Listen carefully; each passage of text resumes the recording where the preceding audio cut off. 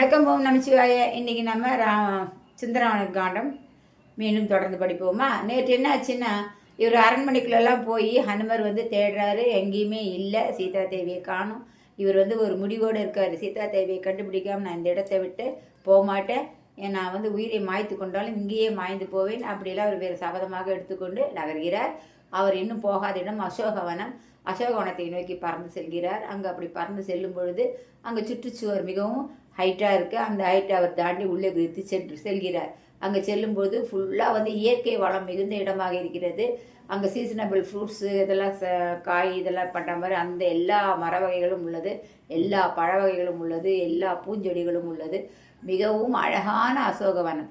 அசோகவனம் அவ்வளவு அழகாக இருப்பதனால்தான் இந்த காட்சிக்காகத்தான் இந்த காண்டத்தின் பெயர் சுந்தரகாண்டம் என்று பெயர் வைத்திருக்காளோ என்னவோ தெரியவில்லை. வால்மீகிக்கு தான் தெரியும்.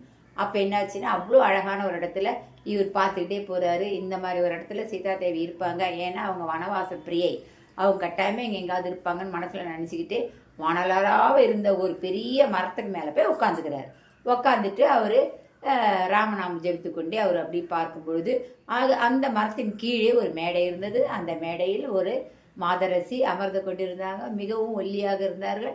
அவர்கள் தலை ஒத்த ஜடை போட்டிருந்தாங்க. அது ரொம்ப நாளாக வாரப்படாத தலை மாதிரி இருந்தது.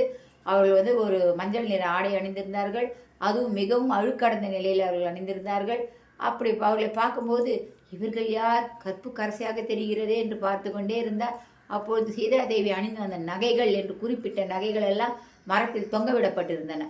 அதெல்லாம் பார்த்த உடனே இவருக்கு ஆஹா, கற்பு கரசியான சீதாதேவி இதோ அமர்ந்திருக்கிறாரே என்று மிகவும் சந்தோஷப்பட்டார்.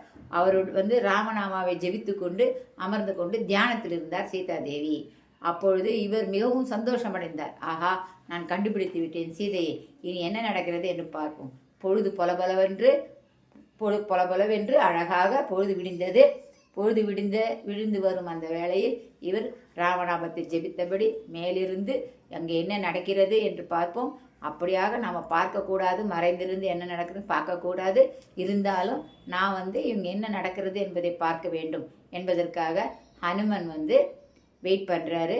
மேலேருந்து பார்த்துக்கிட்டே இருக்காரு. சீதாதேவியை கற்புக்கரசி, நான் உங்களை பார்த்து விட்டேன் என்று அவர் அவ்வளோ சந்தோஷமாக இருக்கிறார். ராமநாமாவை ஜெபித்து கொண்டிருக்கிறார்கள் சீதாதேவியும் ஹனுமரும். நாளைக்கு நாம் மீண்டும் சந்திப்போம்.